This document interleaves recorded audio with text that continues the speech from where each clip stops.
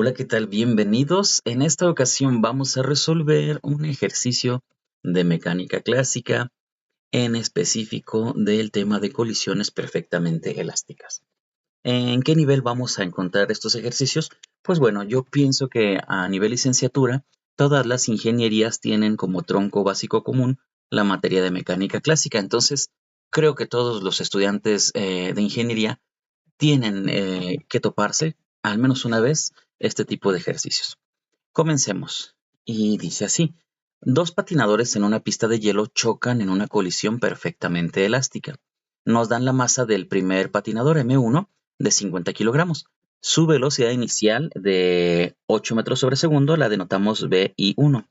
También conocemos la masa del segundo patinador, que son 70 kilogramos, un poco más robusto, más pesado, y su velocidad inicial VI2 es de menos 4 metros sobre segundo. Primero que nada, nos vamos a dar cuenta que si este es el primer patinador, pues se mueve hacia la derecha por el signo positivo de su velocidad, y este es el segundo patinador y se mueve hacia la izquierda por el signo negativo de su velocidad. Esta es como una fotografía antes, justo antes del choque, y nosotros somos el observador. ¿Qué nos piden resolver? Pues muy sencillo. Nos piden calcular las velocidades finales de ambos patinadores y les van a llamar BF1 y BF2. Estas son nuestras incógnitas. De acuerdo, pues vamos a continuar y procederemos a plantear nuestro sistema de ecuaciones y ver cómo lo resolvemos. Primero que nada, ¿qué es o a qué se refiere una colisión perfectamente elástica? Bueno, en esta situación nos están diciendo, de esa manera nos dicen que debemos considerar la conservación de dos cantidades físicas fundamentales de la mecánica. Una de ellas es el momento lineal y la otra es la energía cinética. Debo decir claramente que siempre se conserva el momento lineal. La conservación del momento lineal, de hecho, es una ley fundamental del universo. Esa siempre ocurre, ya sea que se trate de una colisión perfectamente elástica o parcialmente elástica o incluso perfectamente inelástica, no importa, el momento lineal siempre, sin dudar, siempre se conserva. No es así con la energía cinética. Esa a veces se conserva, a veces no se conserva. ¿Cuándo se va a conservar? Cuando nosotros sepamos o nos digan que se trata de un choque perfectamente elástico, y de esa manera también nos están diciendo en forma implícita que aparecen fuerzas que obviamente, fíjense cómo se llaman, fuerzas conservativas, durante el choque. Estas fuerzas son como de tipo resorte, por así decirlo, que almacenan y luego devuelven la energía almacenada al sistema. Pero cuando no existen estas fuerzas conservativas durante el choque, pues no tendremos conservación de la energía cinética, valga la redundancia, ¿verdad? Pero en este caso sí ocurre y lo vamos a tomar como un hecho. Comencemos pues a plasmar en ecuaciones estas dos condiciones. La condición 1 romano, la tenemos aquí puesta como esta ecuación que dice que el momento inicial 1, el de la primera persona, más el momento inicial 2, el de la segunda persona, sumados deben ser igual al momento final de la primera persona más el momento final de la segunda persona. Y yo lo voy a poner en términos de las variables que ya definimos arriba, m1 por velocidad inicial 1 más m2 por velocidad inicial 2, sumados deben ser igual a m1 por velocidad final 1 más m2 por velocidad final 2, otra vez sumados. No quiere decir que los valores individuales de estas cantidades permanezcan inalterados, no.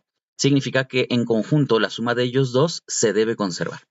Voy a hacer la misma cosa, pero ahora para las energías cinéticas, y ya sabemos que esto se escribe como un medio de la masa 1 por la velocidad inicial 1 al cuadrado, más un medio de la masa 2 por la velocidad inicial 2 al cuadrado, sumados debe ser igual a un medio de la masa 1, pero ahora por la velocidad final 1 al cuadrado de la primera persona después del choque, más un medio de la masa 2 por la velocidad final 2 al cuadrado.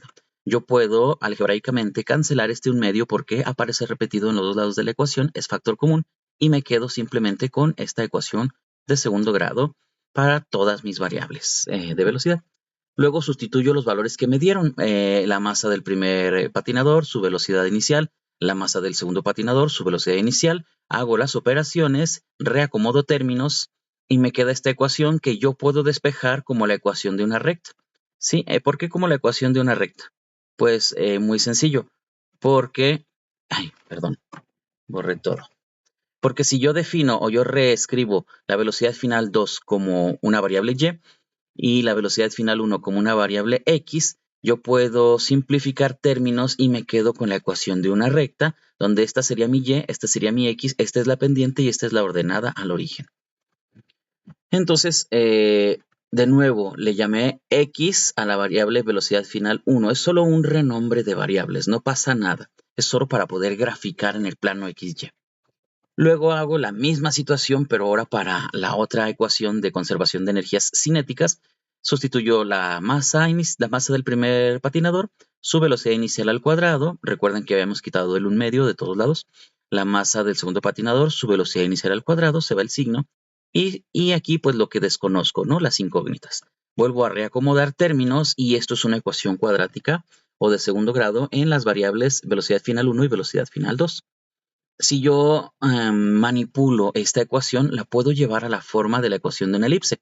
¿Cómo hago eso? Pues simplemente divido entre los factores 50 y 70. Se cancela y me queda sobre 70. Se cancela y me queda sobre 50. Y acá, a la hora de que divido este número entre el producto de 50 por 70, me da aproximadamente igual a 1.2343, ese valor decimal.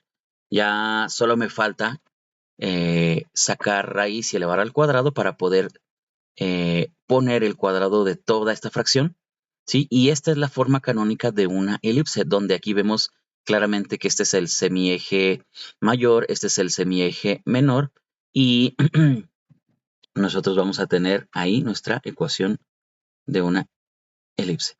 Muy bien, ya tenemos una ecuación, llegamos a una ecuación de una recta. De nuevo, recuerden que a este le podemos volver a llamar para poder graficar en el plano cartesiano. Este sería nuestra x, este sería nuestra y. Y aquí tenemos, voy a graficar, puede ser cualquier graficador, pero yo recomiendo y utilizo mucho Desmos. A mí Desmos me sirve porque es muy intuitivo, muy fácil de utilizar. Y a la hora de que grafico, pues tengo mi ecuación de mi recta, mi ecuación de mi elipse, y veo dónde se van a cruzar ambas curvas, ambas gráficas. Me doy cuenta que los valores son -6 y 6. Recuerden que este es mi x, este es mi y, esta sería mi velocidad final 1, esta sería mi velocidad final 2. Y de la misma forma, acá abajo tenemos otra solución. ¿Sale? Entonces, bueno, ¿a qué hemos llegado? A que este par de puntos con sus respectivas coordenadas ya me están dando los valores solución que me pidieron. Velocidad final 1, velocidad final 2. Es decir, la velocidad final después del choque del primer patinador, la velocidad final después del choque del segundo patinador. Pero, oh sorpresa, me dan dos soluciones.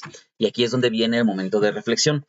Yo les recomiendo que se sienten a pensar un poquito en el contexto físico del problema y lleguen a la conclusión de cuál de las dos soluciones, si es válida, si hace sentido con el contexto físico del problema y cuál de las dos no tiene sentido. Van a ver que hay una que se va a rechazar y hay otra que se acepta. De ahí en fuera me podrían preguntar, oye, ¿y por qué utilizaste un graficador y por qué no resolviste la cuadrática? Bueno, sí podríamos haber resuelto, sustituido, despejamos una variable en términos de la otra, la metemos en la cuadrática, hacemos la fórmula general. Sí, esos son temas un poco más algebraicos que no hay ningún problema en desarrollarlos, pero ahorita por claridad, pues pedagógica, académica, didáctica, me pareció más claro, me pareció más agradable hacerlo a través de un graficador. Y no tiene nada de malo, porque en la vida profesional de un ingeniero o de un estudiante de matemáticas, sí tenemos derecho, sí tenemos acceso a utilizar estas nuevas, entre comillas, nuevas tecnologías que están al alcance de nosotros. Muy bien, pues por mi parte sería todo. Y no me queda más que agradecerles su atención y espero que les haya sido muy útil este ejercicio. Hasta pronto, nos vemos.